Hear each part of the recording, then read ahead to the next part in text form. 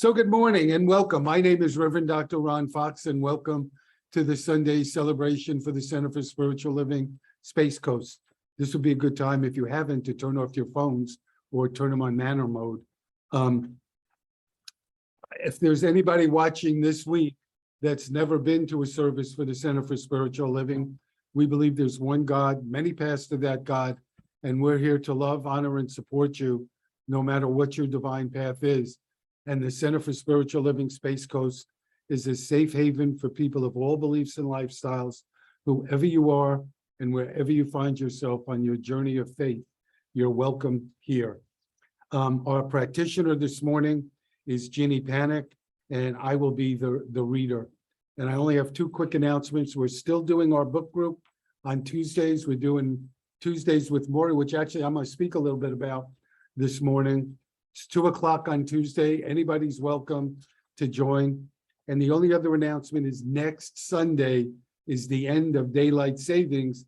So Saturday night, set your clock back 1 hour. It's spring ahead, fall back. Okay, we'll do another song and then we'll start the rest of the service.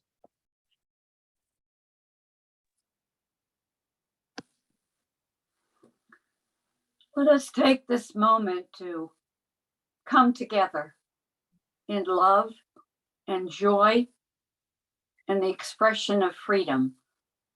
Just take a moment to feel the breath as it flows through your body.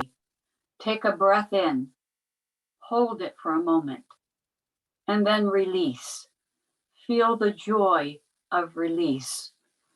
And so we know that there is only one God. There is only one God, one spirit, one truth, omniscient, omnipotent, and everywhere present. It is the joy of living, and that joy of living flows through us as we turn our attention to that one truth, because it has never turned its attention away from us. It has always been available. It has always been reachable. It has always been there, present. Within this body is everything that is needed for this life, everything that is needed to bring forth all that we desire.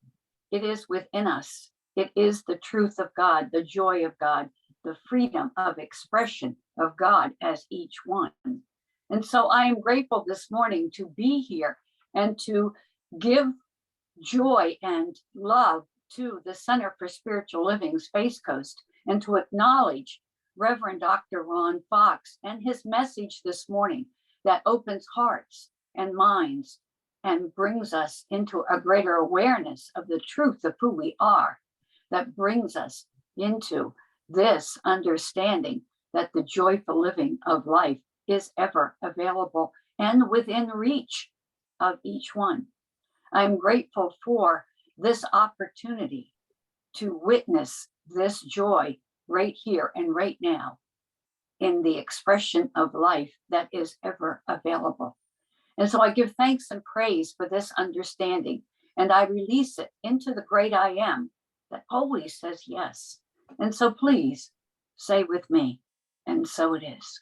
So it is.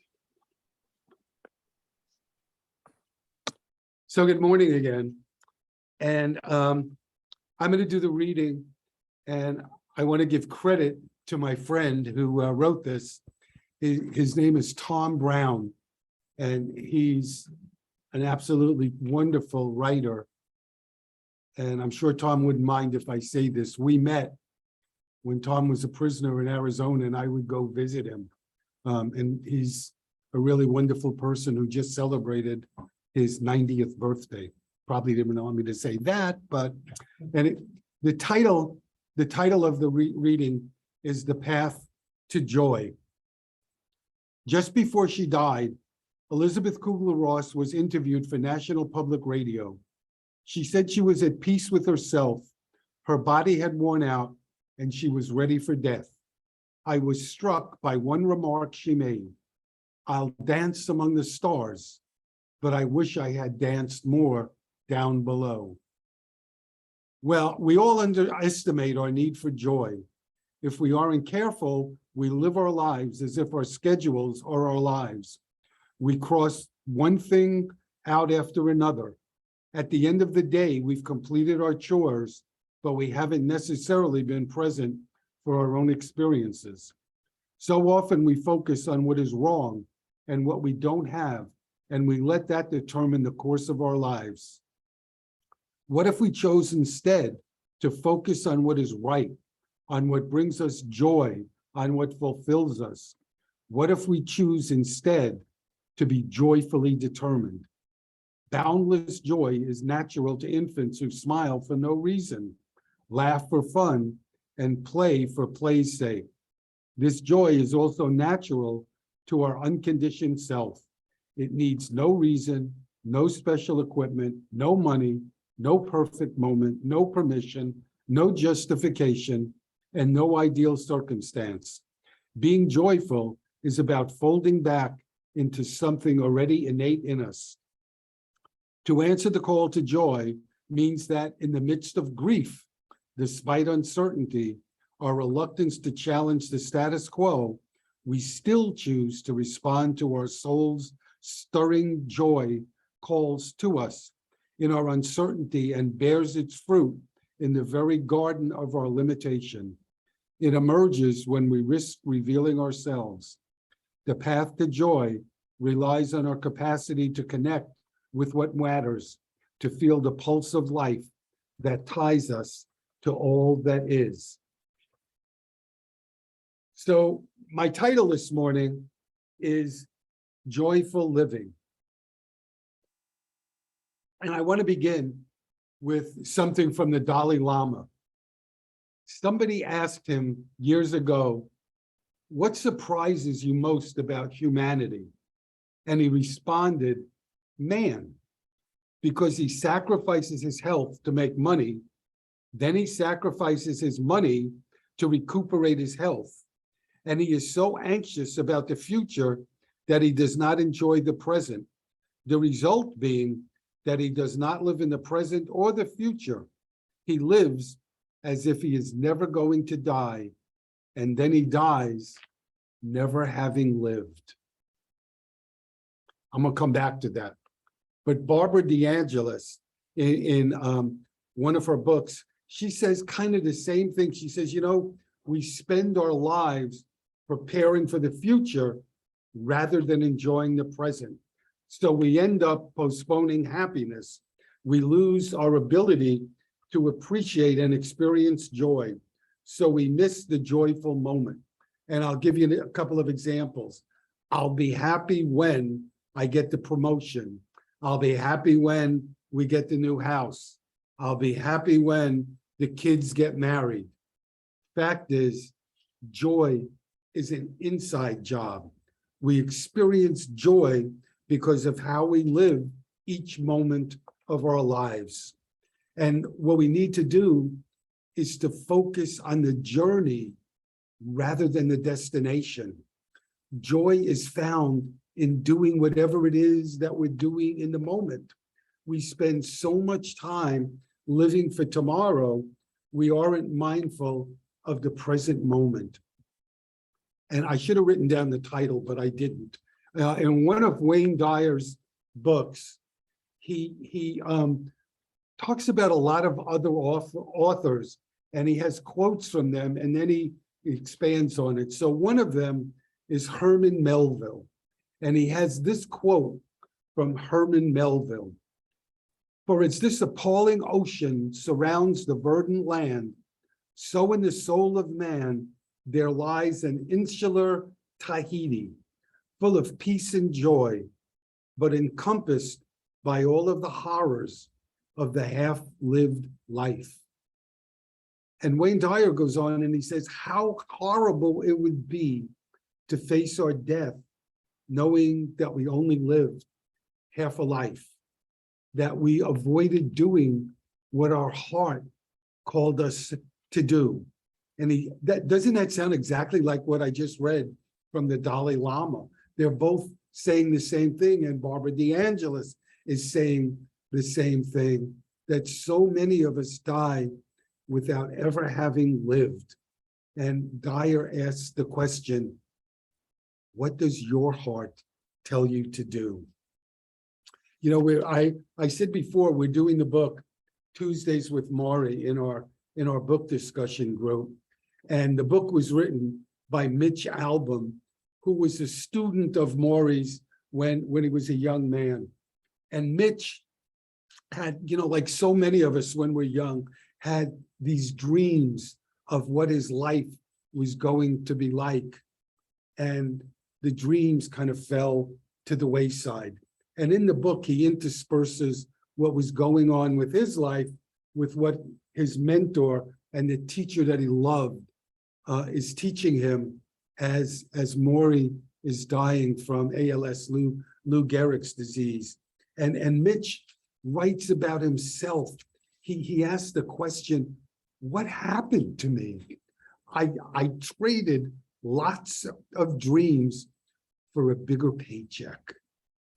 And I never realized I was doing it. And he says, my days were full, but yet I remained unsatisfied so much of the time. What happened to me? And his mentor, Maury, talks about us, so many of us.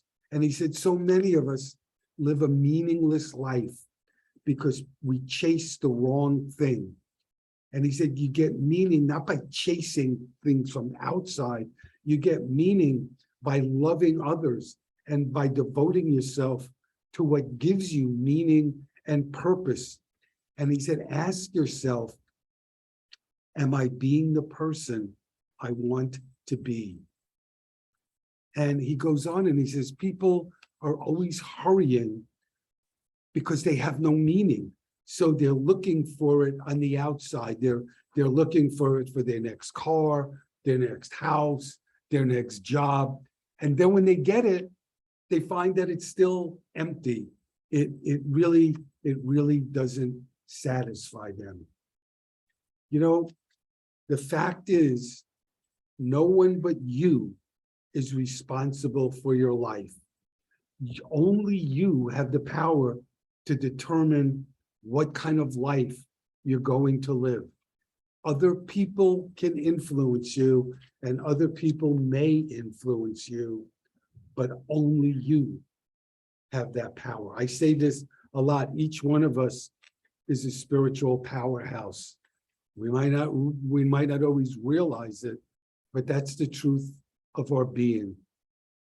Ernest Holmes wrote years ago, train yourself to think what you wish to think, to be what you wish to be, to feel what you wish to feel, and place no limit on principle. So the first part of that's pretty clear. When he says place no limit on principle, he's saying to us, don't place any limits on God, that we all are in a partnership with Spirit, and there's no limits to what Spirit can do. So Alan Cohen tells a story, and he writes that this is a true story. It's about Jerry and Kathy. And Jerry is absolutely crazy about Kathy. She's everything he could ever want in a woman and more. She's gorgeous, she's smart, she's funny, she's interesting.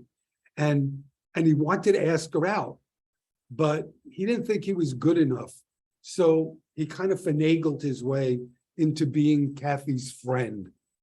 And eventually he goes to her and he tells her the truth that, hey, I really would love to go out with you. And Kathy says yes. And so on the appointed night, Jerry shows up for the date, and Kathy gives him a copy of her favorite book. And Jerry takes it and he puts it in the glove compartment of his car. And they go out. And the night isn't a good night for Jerry. He's so crazy about Kathy that he's nervous the whole night. And he's thinking, is this going well? Am I good enough for her? Will she like me? And so he's not present for the date. And at the end of the night, he feels like he's blown the relationship. So he never calls her again. And about 10 years later, he finds out Kathy is getting married. And a short time later, one of his friends calls him and says, I have terrible news for you. Kathy died. She had a brain tumor and she's gone at a really young age. And somehow his friend knew about the book. And he said, remember the book she gave you?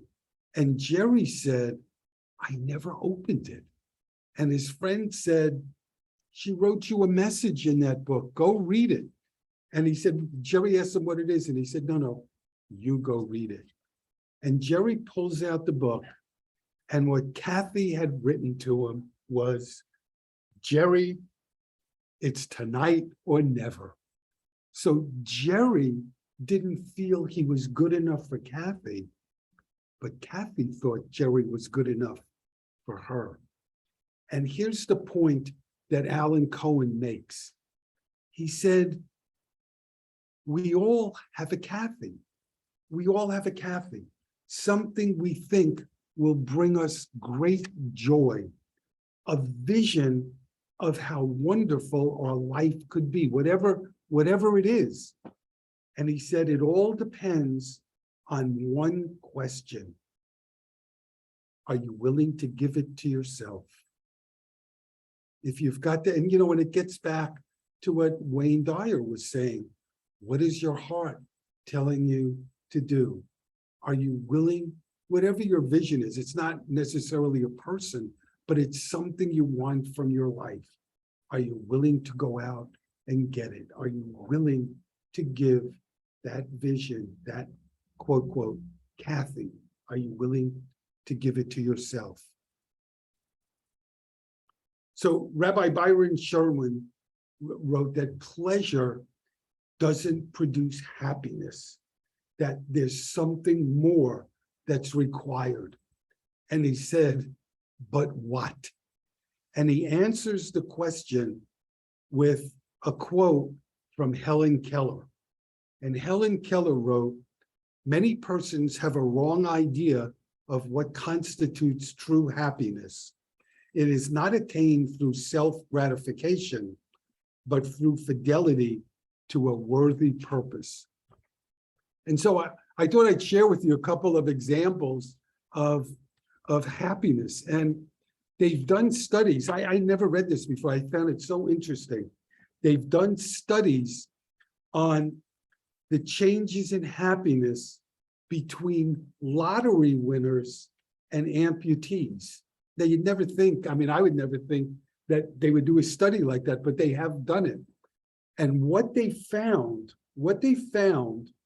was people that win the lottery, they go through this obvious period of really great happiness. And then after a while, they return to whatever their state of happiness was before they won the lottery. So again, it's not something permanent.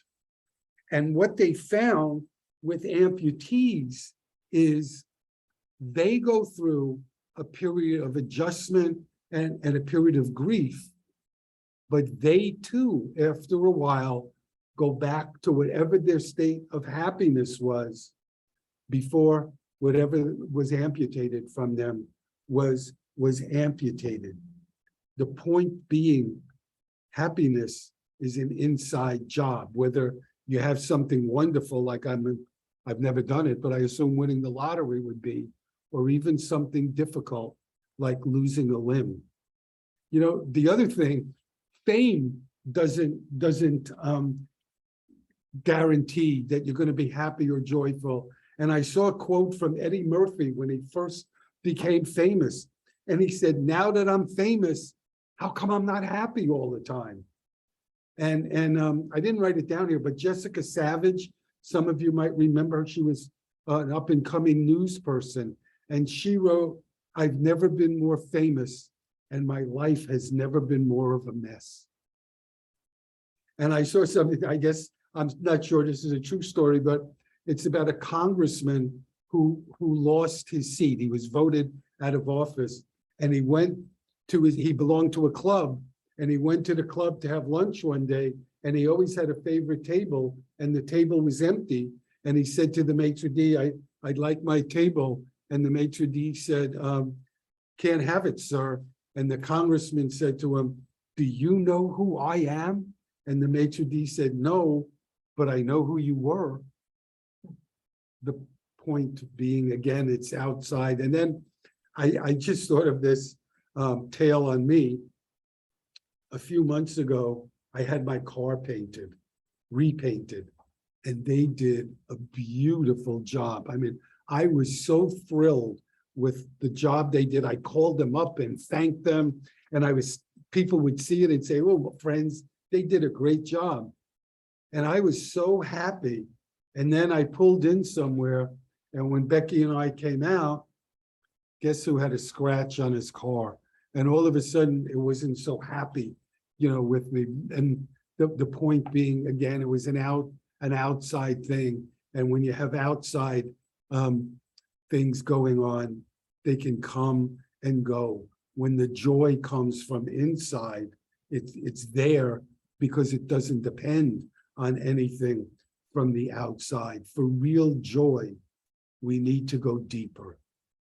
So I saw an article by a lady named Liz Strauss, and she had like 10 things we can do to bring joy into our life. And I just want to speak about 3 of them. And the first one she said is, we can claim our life. Claim our life. She said, she made the point that I did before, that you're in charge of your life, so claim it. She said, turn off the shoulds, the have tos, and the musts that don't come from you. Don't let anybody tell you, you should do this, you must do that, you have to do it. If it's not coming from you, ignore it. The second thing she said is define what living means to you. And she said it's really easier than it sounds. She said, picture yourself at the end of your life, looking back, and ask yourself, how would you describe your life and who you are as a person? And the last thing she said, which is self-explanatory, I think, surround yourself with people who find joy in living. So I want to tell you a story that I've done before, but it just seemed to me to fit so perfectly in this message. And my wife said it fit perfectly too. So now I know it does. And it's about a fellow named Norman. And Norman is 93 years old. And his daughter is writing this story, okay? And it's a really hot day. And his daughter is waiting for him. Norman lives on an island. And in order to get to the mainland, you have to take a ferry. And his daughter is waiting for him because he's coming from the mainland back home. And she's waiting for him to get off the ferry. And she writes that people love Norman. He's a really good guy, and he'll stop and he'll talk to everybody, and he's a kind person. But she notices that this day he's got his head down and he's trying to avoid people. And so she's wondering what's going on. And so I have to tell you too, Norman has very poor eyesight and he's practically deaf. And so here's his story. On this particular day, he went in to the mainland, to the city, to have the dentist adjust his bridge. And the dentist, in order to do that, had to keep his teeth, had to keep his dentures. So now, here's Norman, legally blind, deaf, and with no teeth. And that's how he spent his day in town. And his daughter says, you know, in his prime, Norman was an attorney for an international airline. And he negotiated contracts with the Chinese government, with the Russian government, with African governments. So Norman was a powerful person. And today he's an old man who can't see, who can hardly hear, and who has no teeth. And as she's trying to think of words that might be able to console him, Norman turns to her and he says, you know, I'm learning to love what is. I'm learning to love what is. With all of that, being blind, being almost deaf, no teeth, somehow Norman can still find something to love in his life. So I want to close with something from Thich Nhat Hanh. And Thich Nhat Hanh wrote, life is filled with many wonders, like the blue sky, the sunshine in the eyes of a baby. Our breathing, for example, can be enjoyable. I enjoy breathing every day, but many people appreciate the joy of breathing only when they have asthma or a stuffed up nose. We don't need to wait until we have asthma to enjoy breathing. Awareness of the precious elements of happiness is itself the practice of right mindfulness. Elements like these are within us and all around us. In each second of our lives, we can enjoy them. If we do so, the seeds of peace, joy, and happiness will be planted in us, and they will become strong. The secret to happiness is happiness itself. Wherever we are, anytime, we have the capacity to enjoy the sunshine, the presence of each other, the wonder of our breathing. We don't have to travel anywhere else to do so. We can be in touch with these things right now. Thank you for being here this morning or this week. God bless you and have a wonderful week. I know that was. So this would be the time when we normally do the offertory, but we're going to skip that today because frankly, we don't have a lot of people here. Most of the people are on Zoom, but I would say to the people on Zoom, if you would go onto our website, which is www.CSL Spacecoast, and click on the donate .org. What did I say? Nothing. Oh, I'm sorry, CSL Spacecoast.org, I'm sorry, and click on the donate button. It'll drop down and you'll see all kinds of different ways that you could donate to us, whether PayPal, check, or whatever. So please do that. And with that, if we can just come together for a moment.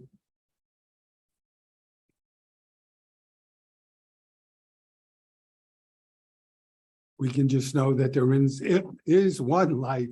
That life is God, and that life is each one of our lives right here and right now. And how wonderful it is to know that we have the power to live a joy-filled, wonderful life. That it's up to you and me to make the decision what our life will be. And that joy is an inside job. It's right where we are every moment of our life. It doesn't depend on a new car, a new house, a new job, a new lover. It simply depends on going within and remembering that we are one with all that is, and knowing that whatever life shows us, we can be filled with the wonders of living, with the wonders of being.